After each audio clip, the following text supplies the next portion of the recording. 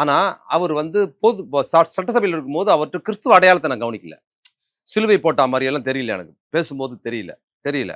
ஆனா இதுக்கு முன்னால இருந்த ஒரு பட்ஜெட் நம்ம திமுக இந்த நிதியமைச்சரா இருந்த இவரு பிடிஆர். பிடிஆர். பிடிஆருக்கு கை பூரா கயிறு கட்டியிருப்பாரு. இந்த பக்கம் கயிறு, இந்த பக்கம் கயிறு, பட்டையெல்லாம் போட்டு தான் இருந்தாரு. அதனால அந்த அடையாளத்தோடு ஒருத்தர் இருக்கலாமாங்கிற கேள்வியும் எனக்கு உண்டு. பொது அடையாளத்தோட இவ்வளவு கயிறு கட்டிக்கிட்டு, அதுவும் அமெரிக்கால இருந்து வந்தவர் இவ்வளவு கயிறு கட்டியிருக்காரு, அப்படிலாம் கட்டியிருக்காருன்னு ஒரு கேள்வி இருக்கு. அதனால இவர் சிலுவை போட்டுக்கிட்டு இருக்காரா? அப்ப இல்லையாங்கிறதெல்லாம் பிரச்சனை. சிலுவை அவரு போட்டுக்கிறது பிரச்சனை இல்ல. இதுல போடுறது தான் பிரச்சனை. இப்படி போடுறாரு.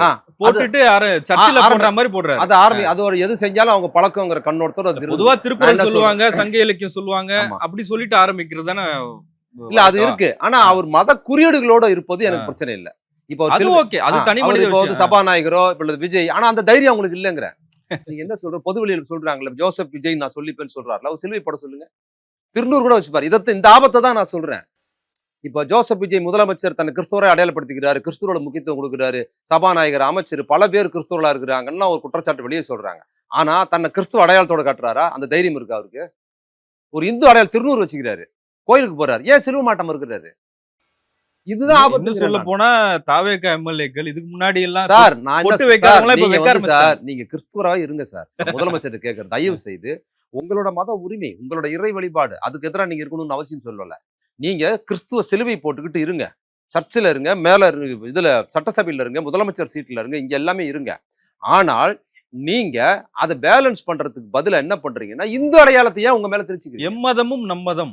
நான் சொல்ற சிலுவை போட்டுருங்க. நீங்க வந்து ஏன் இந்து அடையாளத்தை உங்க மேல கொடுக்குறீங்க?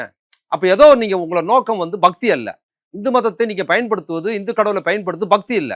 உங்களுக்கு அது ஒரு அரசியல் கண்ணோட்டமா இருக்குது. திருச்செந்தூர் ஜோசப் விஜயே கயிறு கட்டியிருக்காரு. அதாங்க, திருச்செந்தூர் கோயிலுக்கு போவது, திருப்பதிக்கு போறது, திருத்தணிக்கு போகுது, இதெல்லாம் போய் நீங்க போய் பட்டை போட்டுக்கிறது, உங்களுக்கு அவங்க மேல பக்தி எல்லாம் கிடையாது.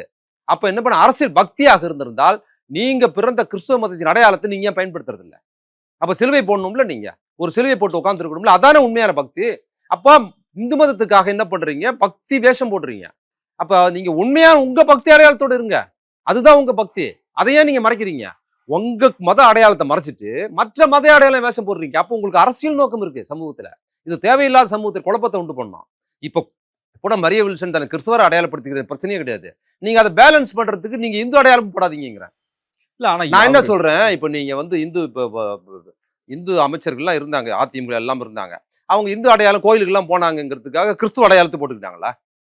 ஓகே, இதெல்லாம் கிறிஸ்துவ மாதிரி எப்பவுமே இருந்தாங்களா வெளியில வந்து? அவங்களுக்கு அந்த நிர்பந்தம் இல்ல. ஏன் உங்களுக்கு அந்த நிர்பந்தம் இருக்குது? அப்ப நீங்க ஒண்ணு சமய சார்பற்றதா இருக்க, அப்படி இல்லைன்னா உங்க மத அடையாளத்தோடு இருங்க.